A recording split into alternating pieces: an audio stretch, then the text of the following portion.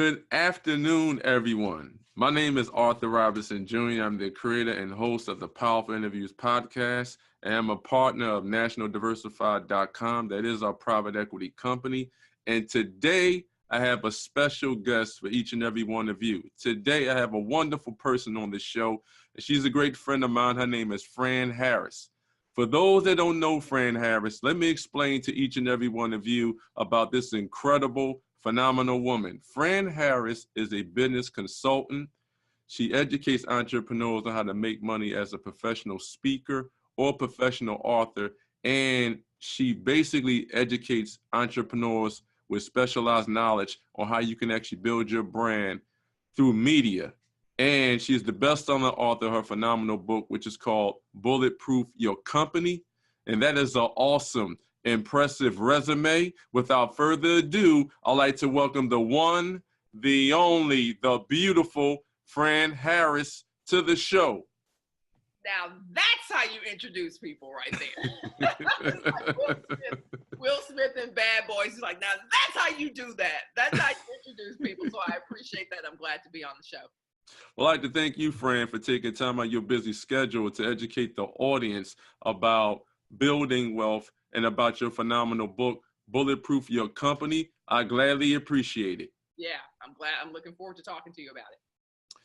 Fran, can you break down layman's terms so the audience fully understand? Who is the beautiful Fran Harris? How long you been in your powerful industry? And what is your expertise? Well, I started my first business when I was 9 years old. I started my first business when I was 9 years old, not because necessarily that was cultivated in my family or people said you need to start your own business. I really started my first business when I was 9 years old because my mother would not give me $75 for a robe to sing in the choir at church. So I always say that my mother was so mean, she wouldn't even give me money for Jesus. Like, that is my mama. That was my mama, was like, you ain't even give money for Jesus. If you want to sing in the choir, figure out a way to get the money yourself. And that rejection turned out to be the greatest gift I ever got, right? Because mom was saying, we could scrounge up the money to do this, right? Just like we did for softball, just like we did for ballet, just like we did for whatever. But it's about time that you understand that you could actually tap into your own genius to have whatever you want. And so after I pouted and cried for a while, I came out, I was told my mom, I think I found a way to raise the money.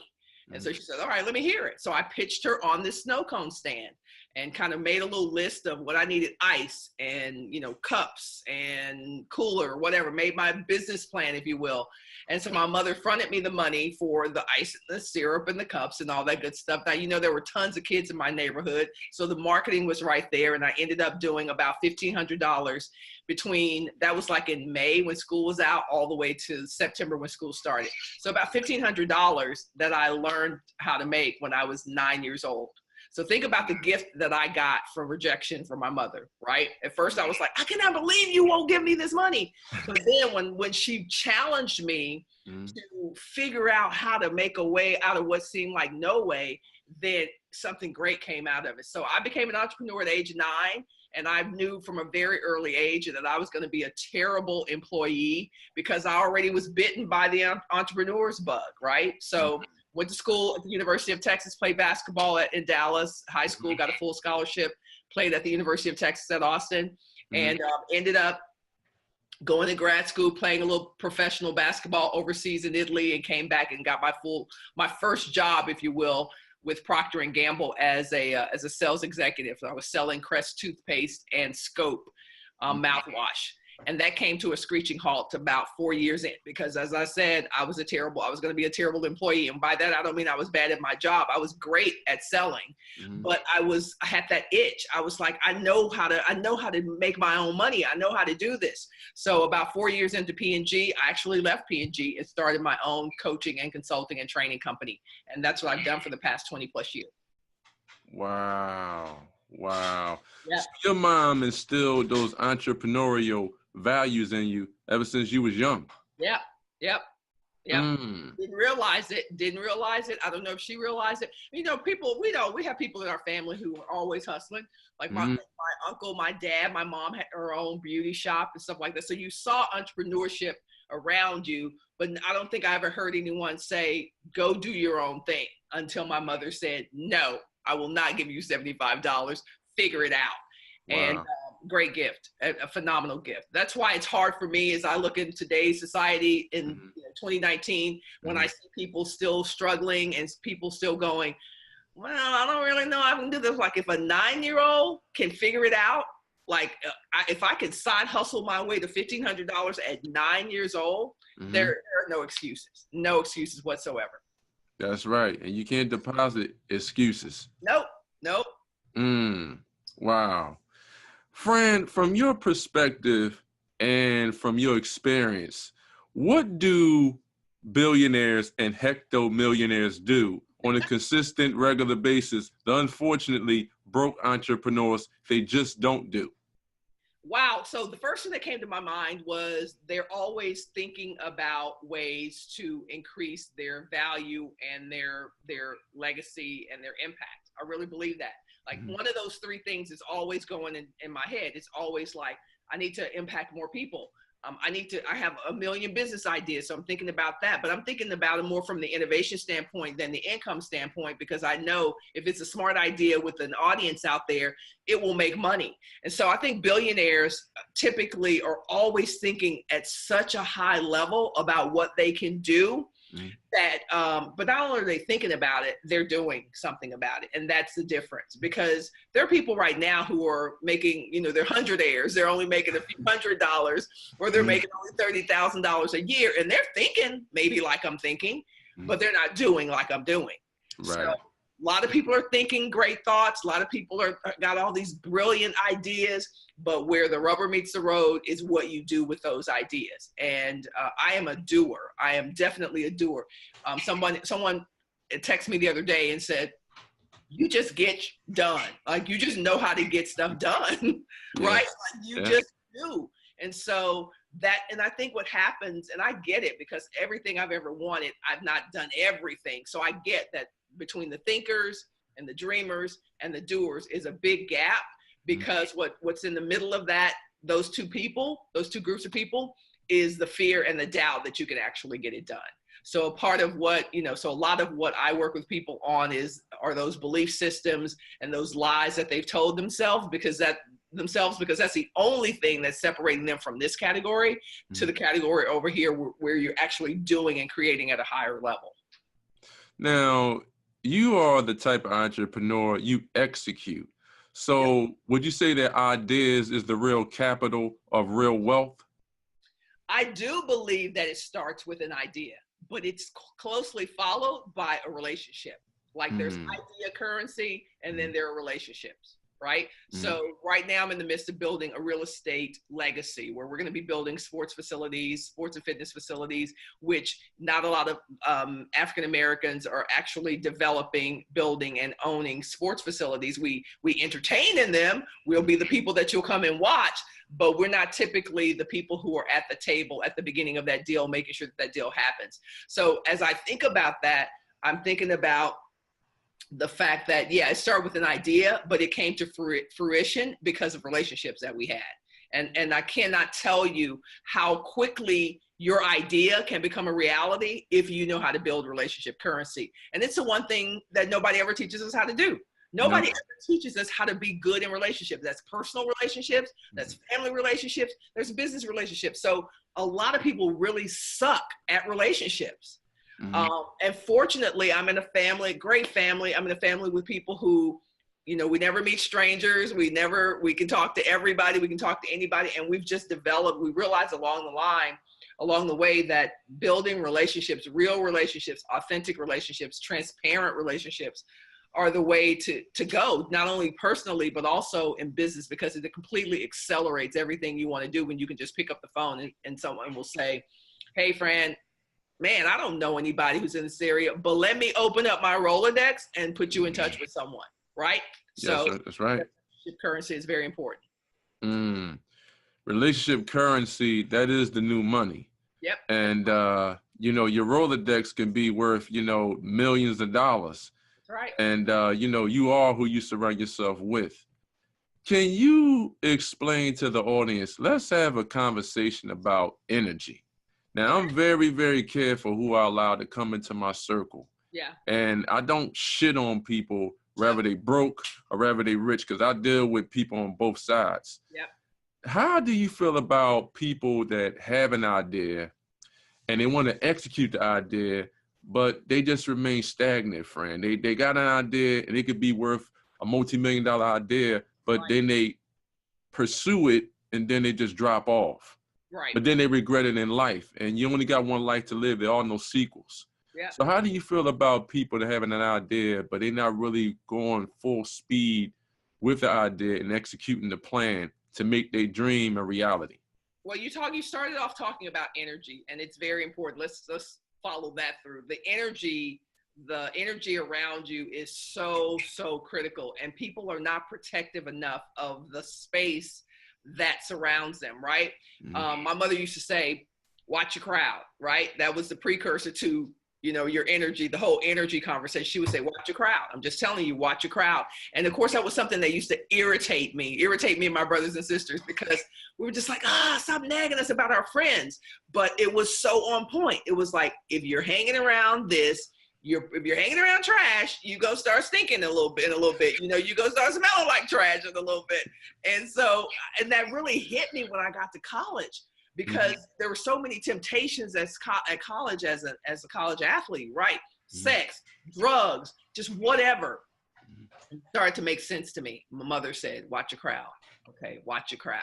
And so you just started, you know, you didn't have to tell people, you can't be in my crowd, but you just started disassociating, right? I started disassociating, not hanging out so much, not going to those parties or whatever. So I think a lot of people really are afraid of social isolation, Arthur. I think they really are. They're afraid to walk alone. Mm-hmm. And my mother would tell me, you're going to have to walk alone sometimes. You're going to have to, especially if you're going to be outstanding, you can't be afraid to stand out. You're going to have to walk alone sometimes. And it may feel lonely, but you know, you'll meet some people along the way who are not necessarily at your level in terms of acclaim or anything like that, but who just move in the world the same way that you move. And those are the people that you should hang out. So energy is really, really important. And you have to have the courage. You have to have the courage to actually protect your space and your energy. But in terms of actually following through, the F word, like that is the word. The follow through is what gets people every time, because you probably had all these conversations with people where you're kind of brainstorming, you're doing the think tank, and you're just, the world's gonna be great, and when I do this, and then maybe you start with 10 of those people, and then maybe by April, like only 3 of them are still following through. It's kind of like that fitness program that you jumped on January 1st, and then by, you know, March, you're eating fries and burgers every other day. Like, I get it, but you're not gonna get that great body if you can't stick with it. And so that's why accountability is so important, right? That's right. Accountability in my life, like I ask for it, not just I have it, I ask for it. So the people who I'm in business with, I'm like, don't ever let me do something that's out of character for who I am. Don't ever let me, like, I tell people that. Not many people do that. They go, you know, they were like, you better not tell me that I'm doing anything wrong. You need to go along with the crowd. You're the groupie or whatever. But I'm like, I can't protect what I'm building if I don't have people in my life who are going to hold me accountable to follow through on the dream that I told them I wanted to achieve. That's it. It's a simple formula for success, but people will fall off when it comes to the follow through and the accountability. You know, that is absolutely true. I think a lot of people, and I think with some people in our culture, they want instant gratification. They want the millions of dollars now. They want to drive the Rolls Royces now. They want the billionaire and millionaire relationships now. And, you know, I always tell them, like, look, you got to trust the process. It's really a formula to building wealth and building great relationships. And, you know, I remember years ago, you know, people told me that you'll never get next to millionaires and billionaires. Well, I'm doing it right now. Yep. You know, so at the end of the day, it's like executing, but just don't get derailed off of your focus. Because without focus, you really have no purpose. Yep, absolutely. And, you know, you're getting the interviews that you're getting because of the quality of the person that you are. And people don't understand that your reputation, you know, the smell of your reputation travels very quickly, right? Have you ever been driving down the road and then you smell a dead animal? Like, you can smell it from you as you're approaching it. It's the same way with your reputation. You could not be doing the things that you're doing because all it takes is one person to say, you don't want to mess with that dude. And it's over. That's right. So taking the time to build your reputation and to associate with the people who are traveling through the world the way you want to travel and the way you want to be perceived is worth the time and effort. It's worth the time and effort. And so a lot of people will say, man, you're underground. I didn't even know about you. I'm not flashy because I don't have a need for you to know what I have. I have a need for me to be building the legacy that when I'm gone, you know, like, I get emotional thinking about what we are building as my family that has never been built in my family. And just real quickly, there was a story in my family that my grandfather, who, you know, he had a slick mouth. He was a hothead, that these white guys took land from him. Now, we know that story is consistent in not just our culture, but any culture that wasn't the dominant, you know, wasn't in charge. Stole 2,000 acres of land from my grandfather. Wow. Now, put that in perspective, what your family's life is going to be like if I come into this world and my family already owns 2,000 acres of land, right? So you think about that, and you have to make sure that you are thinking about your legacy, not the car you drive. And then there's nothing wrong with things, but I've learned a long time ago that I sleep a lot better buying my cars than, you know, paying notes. I sleep a lot better owning property than I just do. You know what I mean? And so we have to kind of shift the way we think about things. And I always say, I am so not concerned about what people think I have. I am more concerned when I sleep at night. I like my bank account. I like the stuff that we own. But more importantly, I like the fact that my nephews and their children and so on and on, if they don't screw it up, because I got to say that, if they don't screw it up, then it's generational wealth that we're creating right now. And I always knew that was a goal of mine. I always knew it would happen. I didn't know how it would happen, but that's the goal. The goal is not to accumulate more stuff. If you have wealth, you can get stuff. You can get stuff. But people who are just, people who are struggling for no reason right now, it breaks my heart. But at the same time, at the end of the day, I know that it is a choice. We're just the sum of the choices that we're making. So I just try to make the best choices I can every day. You know, your grandfather, when you mentioned he's a leader. He is a leader, you know, that had all that land. Yeah. And, you know, with a lot of the government, you know, incentives that they have today, if he just would have had a land patent, he could alone own that land outright. Right. And, you know, let's just say some construction workers would have came along and said, listen, I want to build, you know, Walmarts on this land. Yep. You know what? You can build them, but I'm going to lease this land to you, and I'm going to have effortless cash. That's effortless cash. That's what it's all about today. Yep. Absolutely. Now, the long game. You're right. That's absolutely correct. Now, generational wealth, it all starts from either that man or individual that really started that journey, and then they pass that money down to their heirs, or they profitable businesses down to their heirs. Yeah. When it comes to generational wealth, now let's just say, for example, you have a son or a daughter, and you're leaving that son or daughter, let's say $400 or $500 million cash, liquid. Now, you have to teach them really the fundamentals of money. But like you said, as long as they don't F it up, then, you know, you want that legacy to still live on when you're no longer here. That's right. Now, I remember when Donald Trump started his journey, his father left him $200 million, but he still had to learn the game of really being an entrepreneur and really just taking the real estate industry to a whole nother level. Right. What would you tell your son or daughter if you was leaving them $400 or $500 million cash, liquid? What would you tell them in regards to, I want my legacy to still live on when I'm no longer here? so your kids and your great grandkids and your other kids can have generational wealth for generations to come? What advice would you give your son or daughter? Well, the first thing I'm going to say is the advice that someone gave me when I was younger. The first time I ignored it, and the second time I got it. So let me explain this, because this is a critical piece of information for about 10% of your audience is actually going to follow through on this. So the first thing someone told me was, you don't have to have the biggest house. You don't have to have the biggest car. You don't have to blah, blah, blah, blah. You don't have to have all the biggest stuff. You don't need all that. And so I ignored that. And I decided that I was going to get the car I wanted and do all this, even though I was paying notes and all that. And then I got in financial trouble, right? So now I'm like, kind of in this situation where I got to get out of it. Okay, work yourself out of that. I said, I will never, ever be in that situation again, right? So I'm in my 20s. Right? Mm-hmm. Best time to have that go wrong, by the way, hint, hint. I'm in my 20s. The next time I got a mentor, it was actually the first investor in my company when I left P&G. Invested in my company, I think around $75,000. Didn't get equity in my company, but what he and his wife gave me was the advice that I needed to start to build wealth. And they said, you don't have to have the biggest car. You don't have to have this, whatever. Be sensible. Just be sensible. And then this information right here, this is it.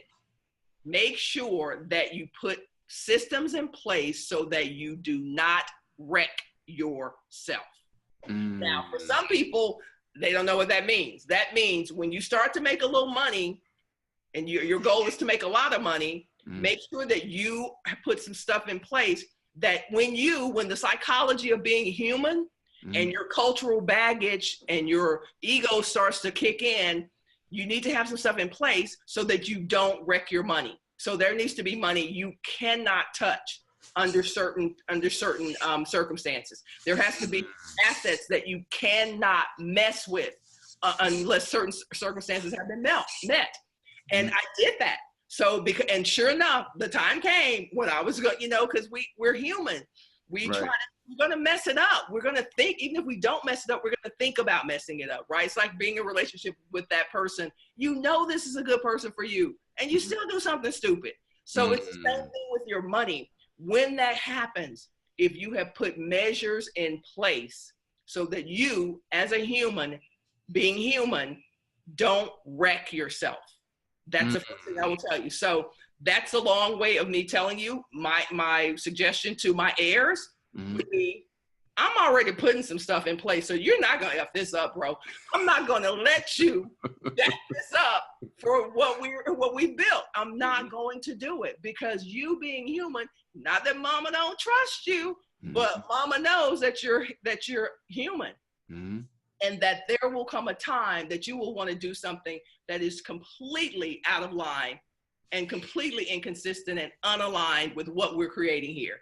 And when that happens, I'm not going to let you wreck us. I'm not going to let you wreck us. So that means that you only get a certain amount of money over a certain time. Then when you get this age, you get a certain amount. And then if you meet these requirements, you get this. So it would be completely conditional wealth, because otherwise we will surely jack it up. So systems win, but people fail. That's right. That's right. That's right. That's right. Wow. The best people, the absolute best people. I love my people, but they need systems just like I did. Fran, we're going to shift gears a little bit, because I got to ask you this question. Okay. We're going to talk about marriage. Okay. Now, 70 to 80% of marriages are filed. When it comes to divorce, they file by women, not by men. That's a huge number today. Yeah. And it's not like back in the day with our grandparents. They really married out of love, and they were working and they were grinding. Today, I just think if you mess up, people's just out. So now, what would you say to people that are in marriages? Let's just say, for example, you got husbands out here where they really gung-ho and they're entrepreneurial and they want to make millions of dollars, but their wife kind of supporting them, but they don't want to be on the front lines. They're like, look, you do that, I'll just play behind the scenes. And then you got vice versa, where the wives are out there and they're entrepreneurial, but their husbands is probably like, I don't really want to do that. Or they thinking, right, on either side, Well, if you get out there and you start making millions of dollars and you start meeting other kinds of people that's on a different level than me, you might leave me. And I think a lot of people are afraid of, if you really blow up, maybe you're blowing up now, but you really blow up, you probably have an opportunity to say, I don't want to be with you anymore. What advice would you give to people that are in marriages, but they're kind of scared of their significant other really just blowing up, but they have their best interests at heart? Yeah, I think most marriages could use a team building coach, because at the heart of what marriages are is that you become a team. You don't become one. I hate it when I hear that. You do not become one. You are a team, and you can either win a championship as a team, or you can, miss the playoffs all the time. And that's how I see marriages. It's like, if you have a team building coach who's going to talk to you about conflict resolution and communication and compromise, like all of the stuff that team sports require, more marriages would actually work. But what happens is you get in a marriage with people, and your ego and your power, your struggle for power and influence in your marriage precedes what is best for the team. And it becomes what about me? What about me? And there is some, because the team is made up of individuals. So yeah, you got to do some stuff that feeds and nurtures you as an individual. But at the end of the day, you have to do what's best for the team. And it takes very mature people, for me, very spiritually aligned people, to be able to say, okay, all right, this is my position, that's your position. What's really best for our relationship, our team right now? What's really best for our family right now? And what I found is that most couples can't do that. What I've just described sounds simple, but the power to control and the power to run the show is so great for mostly insecure people that they do not understand the power of teamwork. And they don't understand that we can create something amazing if we will just become a great team. So that's really it. It's like, what do you want as a couple? Where do we see ourselves down the line? Let's get some coaching in the areas that we don't know what we're doing. Money, relationships, all that stuff. Couples need coaches. They need coaches. And instead, what they do is they try to do it themselves. They try to freelance and improvise and do it. And, well, my mama did it this way, my dad did this way, the Bible says this. And you still need a coach. You still need someone to say, blow the whistle and say, hold on, that was a foul. You cannot do that, and expect there to be love and harmony and respect in this relationship. But most couples don't seek help.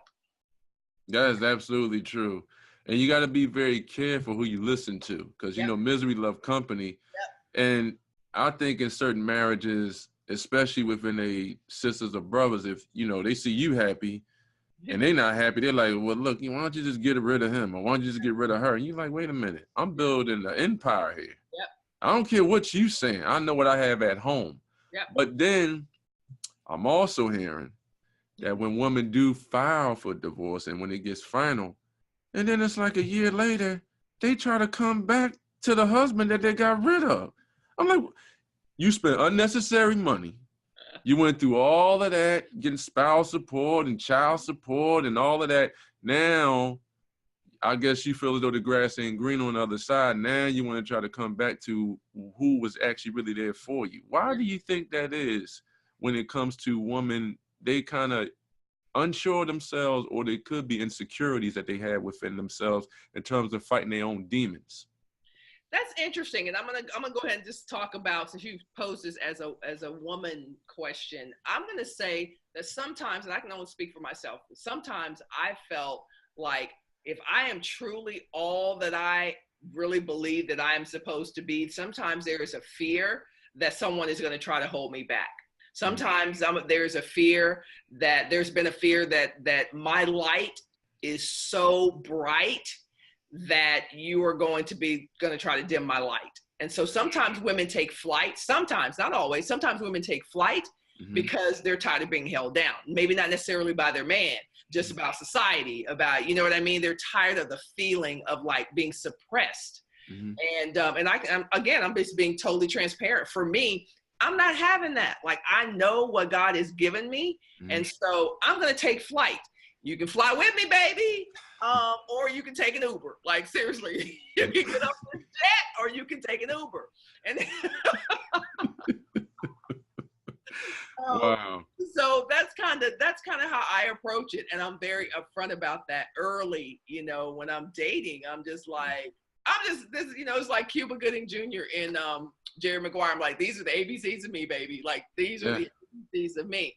But I think that's a great question, because sometimes you get out there and you think, oh, I'm gonna meet this guy's gonna be this, or if you're a guy, you know, I'm thinking this girl's gonna be this woman's gonna be this, and then you really find out that you had kind of had heaven at home if y'all had just worked a little bit harder, if y'all had gotten some help to help you both through your fears, because a lot of times marriages end because the individuals can't manage their fears. They cannot manage their fears, and they're sometimes afraid of being engulfed, or like I just described it, like, oh, you're not going to be able to support me, and now that's all my fear, right?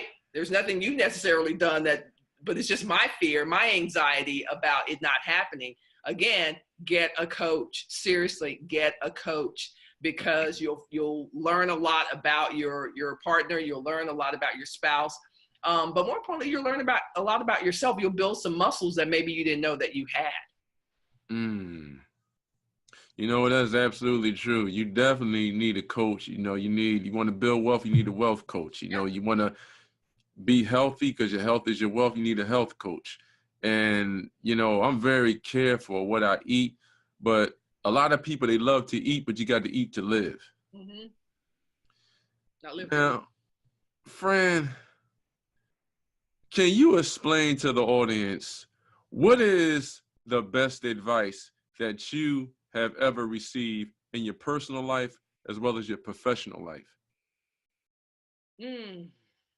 That's a great question. That is a great question. I would say in my personal life, I'm always talking about the lessons that my parents gave me. And one of them was, my mom used to always talk about the character of people that you hung around. She would say, you know, if you lie, you'd steal. And I was like, what? Like, if you lie, you steal. And I was like, what? And so, and I finally was like, what are you saying? And she was like, well, if you would do this thing, then you would more than likely be tempted to move that crime, that sin, that wrongdoing. You know, you push it a little bit farther, and then you push it a little bit farther, and you push it a little bit farther. So the whole point was, you know, get your character in place. And if you know who you are, and you know the principles, the pillars by which you live your life, you are less likely to travel down these roads where you're going to be doing some other crazy stuff. And I never really got that. And she said, and you look at people that way, like, look at people's characters. They're telling you who they are. And so, like, that, they're advertising who they are, believe them. So that was a great thing. And so sometimes people are like, you're hard on people. And it's really not. It's just, I'm thinking about that axiom. I'm thinking about that saying that my mother says, like, if you're doing this, what's next? Right? Yes. And I'm pretty upfront about that kind of stuff. So I can forgive you. I can go, okay, you did that. I'm not crazy about that, but let me just be honest about what I'm thinking. I'm thinking, if you did that, then this is probably what's around the corner for me. Right? And I'm just honest about it. So that was a great personal, and it's honestly, usually is true. It is usually true. So that was a good one, Mom. And then professionally, I would have to say what I shared earlier, which is my wealth guy said, put measures and systems in place so that you don't wreck yourself. Now that has been everything. That's business, that's money. It just is. And here's the thing, here's a great little secret about that. When the people in your life know that you have those systems, sometimes some of you are not very good at saying no. So sometimes these systems will say no for you. Like, I'd love to be able to help you save your house, but I can't do that because, like Kevin Hart says, on account of how my money is set up, like, that's the real, on account of how my money is set up, I can't just go take out 20 grand. Like, it doesn't work that way. That's one of those times that my heart would be like, bro, I'd love to give you 20 grand. But the kind of how my money is set up, I can't do it. Like, I literally can't do it. So sometimes putting systems in place helps you not to wreck yourself, helps you not to start to develop a pattern of bad decisions with the people that you love, because there's love and then there's practicality. right? I've had to say no to some people I really love, financially, those kinds of things. But I'm like, my little 50 grand to save your house today is going to be 100 grand because you're not going to be able to dig out of this hole to keep it going. So why don't we just stop it right now? Like, that's a real story. Like, just stop it right now and you figure out what your long game is, because I can't be your short game. I can't bail you out of this because it's a long game problem. It's not a short game problem. That's absolutely true.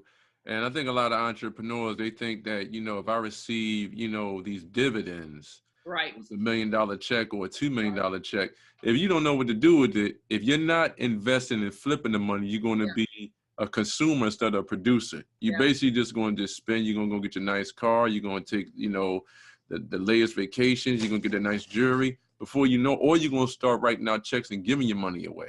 Yeah. And before you know it, you ain't got no money. Now you went through that $1 million or the $2 million, and now you, like you said, you back to the well. Hey, Fran, can I have another million? You're like, wait a minute, what did you just do with that $2 million? You should take that $2 million and turn it into 10, 15 million. Yep. You should, if you're scaling. Yep. Now, let's talk about scaling, because I know you know this topic very, very well. Now, I have people in my network, they got $2 million businesses. They got $5 million businesses. They got $10 million businesses. Some of them got $500,000 businesses that they generate in a year. Yep. And they want to scale to the next level. They want to take that $5 million business. They want to grow it to a $20 or $30 million company. And then, eventually they want to, take it to the market where they can actually, sell the company, for, X amount of multiple dollars in the private equity industry, or they want to do IPOs, initial public offerings. Yep. How do you feel about scaling businesses where they're at the $5 million mark and they want to go to the $20 million mark? What formula would you tell them to do in regards to pursuing that $5 million brand to a $20 or $30 million brand? Right. So there are a couple of ways you can scale your business. It doesn't matter like what the valuation is of your business. So you can get multiples of what you already have. So that might mean if you have one box, then you can multiply to have 3 boxes. So maybe you have 3 different locations. That may be a way to scale, right? Depending on your economics and your numbers. Mm-hmm. There's also what I usually think when I think of, I want to grow really fast. I think of what is a strategic partner? What is the strategic partner that makes the most sense for where my business is and where I want it to go, right? Mm-hmm. So let me give you an example of that. Let's say if McDonald's was they serve burgers and that kind of stuff, but they wanted to get into a coffee business, which they did, right? They created their own coffee. But what if they didn't want to do their own coffee? Maybe they could have a strategic partnership with Starbucks. Do we think that would have grown business? Probably, because it's a brand that's already successful, a brand that already knows how to do coffee, a brand, right? So McDonald's could have done that. So, and here's the thing, they might have even entertained that. But I bet what McDonald's did was they said, look, what is our long-term plan? We want our customers are coming through here buying soda, buying tea. They drink coffee. Mm-hmm. So we can either give Starbucks $7, 7 of the $10, 7 of every $10, or we can keep 9 of the $10 and do it in-house. Boom, scale their business infinitely, exponentially by keeping that in-house, right? They already got the machine there. They already got the stuff there. They already got everything there. It was just maybe getting the flavorings for the coffee, maybe another machine or whatever, but it totally added probably billions of dollars to their bottom line every single year.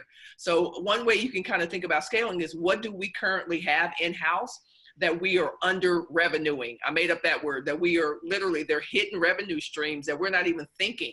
So take a look at something that you have in your business and say, how can I repurpose this? So McDonald's took the Coke machines, the machine, whatever, and said, what other kind of drinks could we sell? Mm-hmm. And just instantly scale that business. So that's something for us in our sports facility. Obviously, sports facilities, this the first one's going to be like 15 million. And they were like, okay, where are the other locations? Where are the locations that don't have sports facilities? And that literally was how we started to kind of map out our rollout plan. Okay, we're going to go here. We're going to go here. We've already started pitching. Now we have 4 in the pipeline. They're going to be out. So it's 21, 2022, 2023, right? We scaled.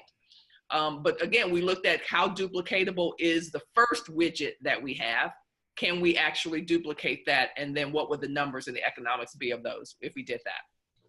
So the sports facilities, did you look at your KPIs, your key performance indicators, on how you're going to scale and how you're going to keep increasing your top line revenue? Mm-hmm. We looked at competitors. Like, competitors are a great KPI watch, because if that box over there is doing $8 million a year and they have 8 basketball courts, they have a soccer field, they have whatever. Totally analyze your competitors. They are giving you information, key data that you need to start, grow, or scale your business, right? Oh, look at that. I don't want to do that. Like, I went to a tournament this weekend to see my niece play in Dallas. And I was looking at the facility that we were in. I was like, I liked it. It's kind of whatever. I was like, we don't want to do that. We don't, like, literally, it was just like a case study all weekend. So people are afraid of their competitors, right? They're afraid but they're giving you great data to help you grow your business. And so you need to look at them. I have a file, literally a swipe file of physical offline locations and online people who do what I do. And I go, I like that. I like what they're doing right there, or I'll put my own spin on it and see if it can work for me. Wow. Yes. You did a lot of R&D, a lot of research development, get into the sports industry. And I love what Mark Cuban did. He's a real big advocate and a real big investor in the Netflix brand. And Netflix is just basically streaming, but also TV is basically live streaming as well. Yeah. I'm gonna tell you a story about Netflix real quickly. One of the advisors in my sports facility is a guy who was a key executive at Blockbuster. Yeah, he was a key executive at Blockbuster. He was telling me this story when we met. My brother introduced me to my real estate brother. My real estate partner is my brother. And he said, I want you to meet somebody. I said, okay. I want you to meet Mark. I said, okay. And so he goes, he was, with Blockbuster, whatever. And I said, listen, Blockbuster turned down Netflix. I'm like, how smart could this dude be, right? And I'm talking all big or whatever. And then he goes, okay, well, I'll let you meet him. And so I said, hey, Mark. And Mark and I were talking. And I was like, dude, how do you turn down Netflix? Well, he didn't personally do it. As the story goes, you can look online. The guy above him did. He took the deal to him and said, hey, this is the thing. And the guy didn't have the foresight to go, yeah, it is the thing. Instead, the guy said, that internet thing, oh, that's a flash in the pan. So I'm like, you don't want to be Blockbuster, And sometimes entrepreneurs are so closed and they're so scared of whatever, not doing well, people taking over, whatever, that they don't see opportunity that just walked in the door. It just walked in the door to Blockbuster. They wouldn't have had to do anything. And Hastings, who started Netflix, was like, I just want a job. Like, literally was like, I just want a job. Like, buy it and then I'll just work for you. And no, that is a true story. So, where there are opportunities, there are people that you're seeing online right now who are just, they're potential partners for you. If you have enough confidence to be have a small part of something big, most of you are sitting on something very big. But most people want to work their lives away when they could be working less, making more, having greater impact if they would just partner with the right people. You know what? That's absolutely true. And I love that powerful statement. You have to partner with someone because everything you want, that's the power of leverage. Everything you want, somebody else have. Yep. And I think certain entrepreneurs, they just pretty much get into their own comfort zone. They so used to wearing all the hats. I'm the CEO, I'm the COO, I'm the CFO, I'm the chief marketing officer, I'm the chief financial officer. Yeah. And then when it gets too complicated, now they want to start delegating. But then I know you got to delegate to the right people, but you got to delegate to the right people that specialize in that specific niche. Right. You know how to bring revenue into my business, then I'm going to hire you in order to bring revenue into my business. That's all you do. Yep. If you're the type of person that like to set up introductions and you get a big, nice fee for that, then that's what you do. Yeah. And that's where my strength is. Mm-hmm. I am a great networker. Mm-hmm. Hands down, I think I'm the best networker out there is. There's probably a lot of people above me that might got more powerful relationships, but I'm in the middle right there. Yep. And I know what I'm good at, just like you know what you're good at. Yep. But then when you bring other people into the fold, into that equation, that's what makes a powerful, I would say a powerful business mechanism. Yeah. Where y'all can all win. It's a lot of money to go around out here. Yeah.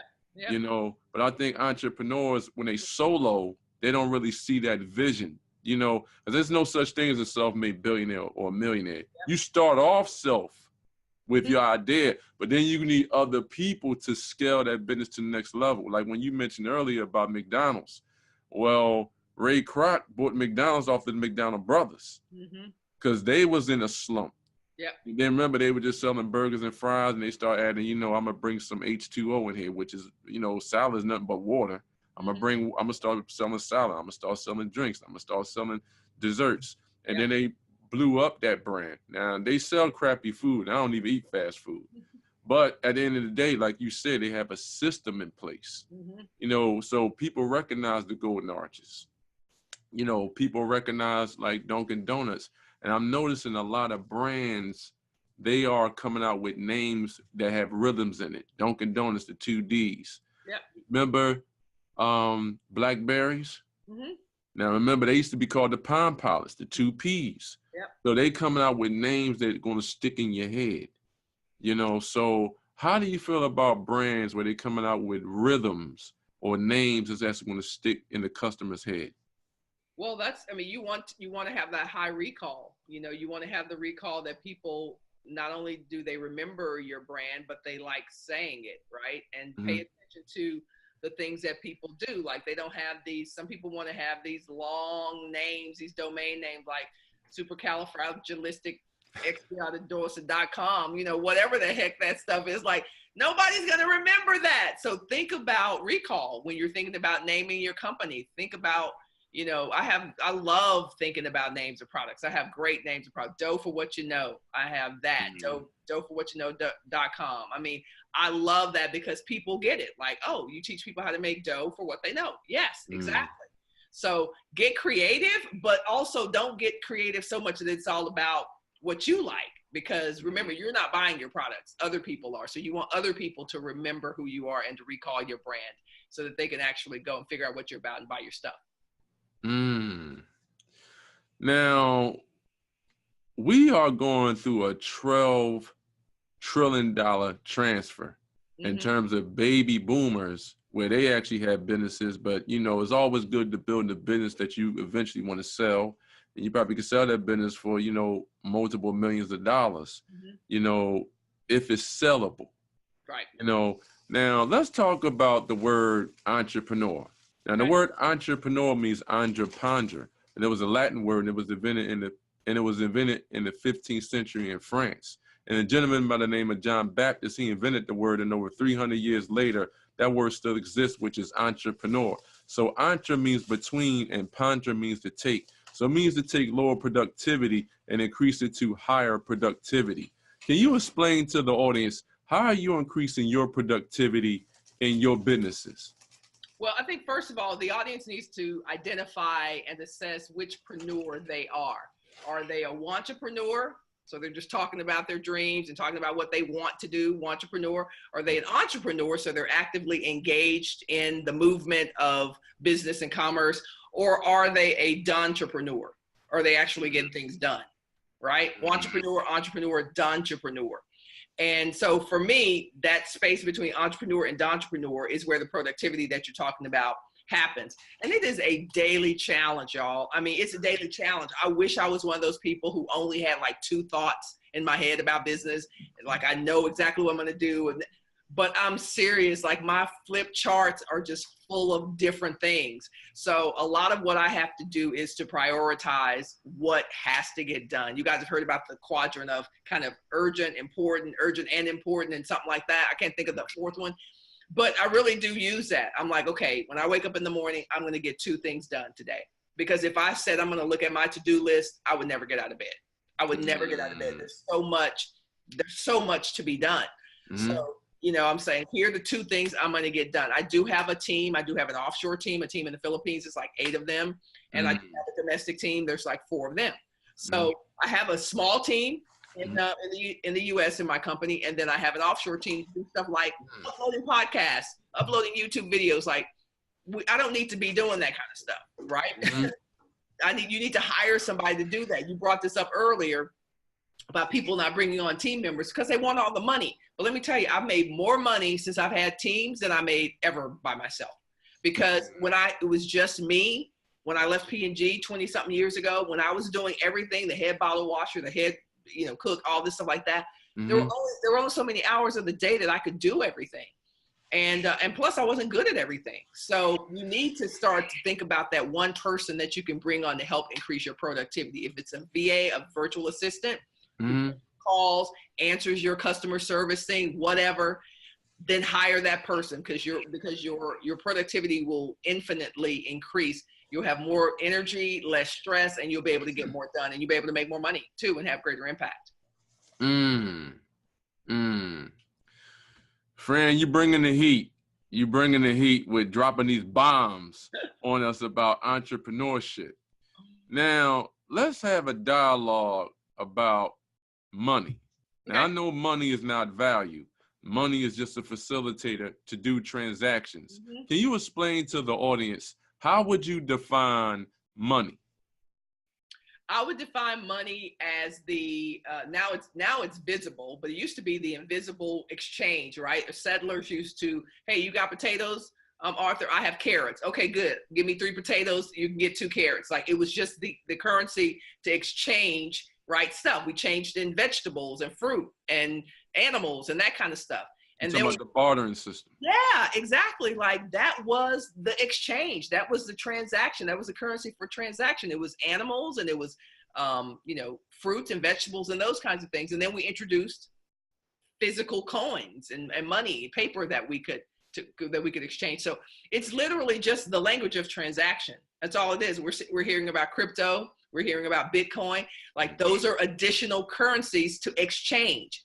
It's what you give me for the value that I'm giving you. That's it. And so that's how I see money. I know a lot of emotional, spiritual, psychological stuff has been heaped on the topic of money, but at the end of the day, it's an exchange for the value or the goods and services that someone provides. So would you say that money is a byproduct of the value that you uncover?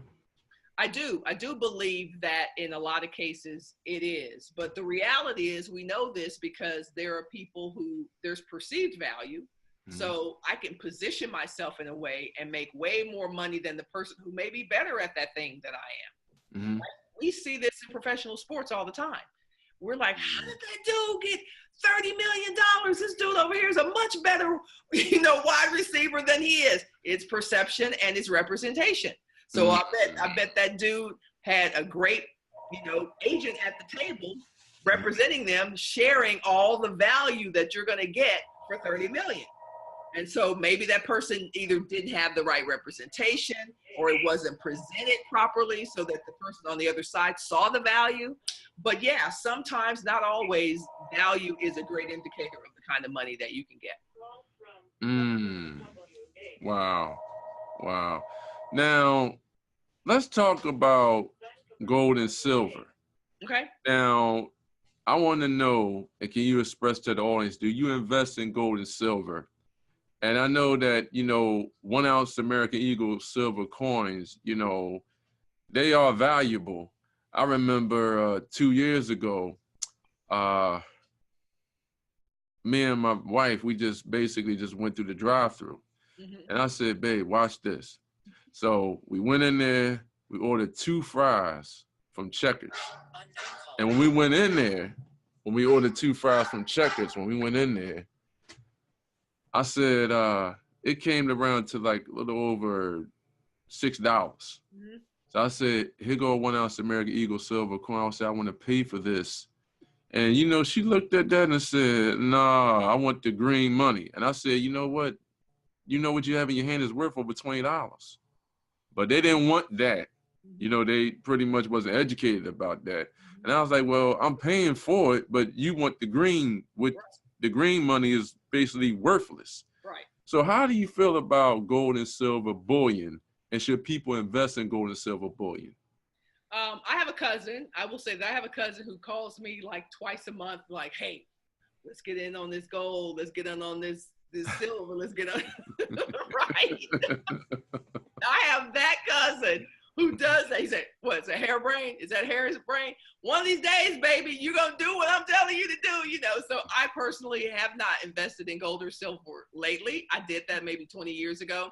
Okay. I am investing in crypto and Bitcoin. I'm doing a lot of that right now. But the interesting thing about the example that you gave is that if the person you're trying to do the exchange with does not see the value, oh, this is good, does not see the value in what you're trying to exchange, it doesn't even matter that it's worth triple what they would normally get, because they haven't been educated to know that that's the value. Like, they don't know that. It's like going to Italy and trying to pay with the Russian ruble. It's like, what are you doing? Like, this is not the thing. And sometimes people are trying to sell to people in the marketplace, to people who will never see the value of what they have to offer. And they're frustrated. The seller, as a seller, you're frustrated because you're like, why can't they see my value? And my thing is, go sell in another country. Go sell to a different consumer. Go sell to someone who's been educated, who will understand the price, the value of your silver or your gold, your personal silver, gold, or platinum, or titanium. I know a lot of entrepreneurs are out there trying to sell to people who don't want what they have. You're absolutely right. I'm actually in the process of interviewing a billionaire from Africa. And he basically was telling me, he's like, Arthur, listen, you come over here in Africa, in 5 years, you'll be a multi-millionaire. And I said, wow, because he said the people over there, they support. Yeah, I've heard that. And really over here, it's like, you know, if you shining like a diamond, I'm rolling with you. If you're not, you know, holler at me when you get there. But not everybody's like that over here. Yeah. Not everybody. Yeah. But he was just saying that the business mechanics over in Africa is totally different. Like, you have Fran University, right? I promise you, you take that over there, money's just, it's just flowing in. And then he was also breaking down layman's terms about sovereign citizenship, where it's good to have 2 passports. So, you know, with your passport, you're owned by the United States. But if you got the sovereign citizenship, then you can basically just live anywhere you want to. You know, and you can travel all over the world. So I was just like, wow, that was a real deep perspective. And it's a lot of people that's going over to Africa, like 50 Cent, for example. He's more big overseas than over here in the United States. So how you feel about entrepreneurs where they're taking their creativity and their creative juices, and they may want to relocate and go over to Africa? Maybe they might have a better shot doing that. Yeah, hey, I think you should go where you have the greatest opportunity for love, peace, joy, and success. No question about it. I mean, it's like Tina Turner living in Switzerland. It's like, I've played basketball in Switzerland. I understand why you want to live in Switzerland. It's a beautiful country. And so yeah, I think that's great. I think your brand, there's no reason anybody's brand can't be global in today's world that we live in, because of the internet. I think the world has just become so crazy. I think about all the countries I've traveled to in my 30s that I'm like, I'm not going anywhere. I might go to New York, but it's just a crazy world now. You know, it's just a different place. And but from a business standpoint, I think everybody's brand should be global. Wow. Now, I gotta ask you this question about the power of marketing. How do you feel about entrepreneurs and business owners really developing market growth for their company versus market innovation? Okay. I tend to like the word innovation a lot, because market growth may mean that you're just maybe getting more market share, which obviously that's sometimes a goal of companies. So we've got to get more share. I get that. But when I think of of true kind of legacy, I tend to think of innovation. Are you really innovating the marketplace? So I think about Uber and Lyft, how they've innovated, you know, transportation, peer transportation. I think about Airbnb, which really is like a $32 billion company who totally disrupted the hotel industry. You know, you think about those kinds of things. For me, I'm more fascinated and more interested in that kind of stuff when we're talking about innovation versus just, you know, how do we bring in, and sometimes the innovation is a part of the growth, right? Think about the beverage industry, which I'm getting into as well. So think about the beverage industry. There are all these sports drinks that there are now, all these carbonated drinks that there are, all these coffee drinks, right? Think about the grocery stores that we used to see when we were kids. It was like 4 things on the shelf right now. Now it's like a whole aisle of beverage innovation. So I think sometimes the right innovations obviously can help with the market growth as well. That's absolutely true. I know that that's what Coca-Cola did over Pepsi. Pepsi had, you know, market share over them, but, you know, Coca-Cola started buying the Nesteas and the Minute Maids. They just dominated the beverage industry, and they still killing them. And I know Warren Buffett is a real big advocate and a real big shareholder in Coca-Cola. How do you feel about entrepreneurs and business owners where they're doing, you know, strategic partnerships where they, you know, also getting a lot of, you know, equity or sweat equity inside of a company where they're building, you know, their equity, so to speak, where that equity can be worth, you know, hundreds or not even millions of dollars later down the line on a 5-year or a 10-year mark. Do you think people should do that? Yeah, I do. I highly encourage entrepreneurs to become investors. Even if you're just investing $400, $200 or wherever with crowdfunding today, like you should have ownership in a company. You should. There's no reason you can't have ownership in a company. And I'm owners in several companies. One is like a disc football league. Like I'm just fascinated by that. They just got to deal with ESPN. And I'm like, there's a guy, he's a former athlete, started this thing. Like, disc football is a frisbee, y'all. Like, it's a frisbee. That's what that league is. They got some like 30 teams. They got to deal with ESPN, and getting to invest in there was less than $1,000 per share. I mean, so it's like, it was crazy. So you should be looking to invest, because a little bit of something big is better than a lot of nothing, right? That's right. A lot of nothing. So used to be that you have to, like I have Procter Gamble because I work there. I have Procter Gamble stock, right? That makes sense because I was working there. And used to be that you would have to have all this money to invest in these companies, and it's not like that anymore, right? Like wealth was for certain people. Wealth is interesting. Wealth was for the wealthy, and now anybody can get into the game. So highly recommend that you look to invest in something, and even investing in people in your community. Invest in the grocery store that you don't want to get bought out by the big people. Invest in, you know, the barbershops in your community and those kinds of things. Yes, I know it's a lot of gentrification is on the rise right now.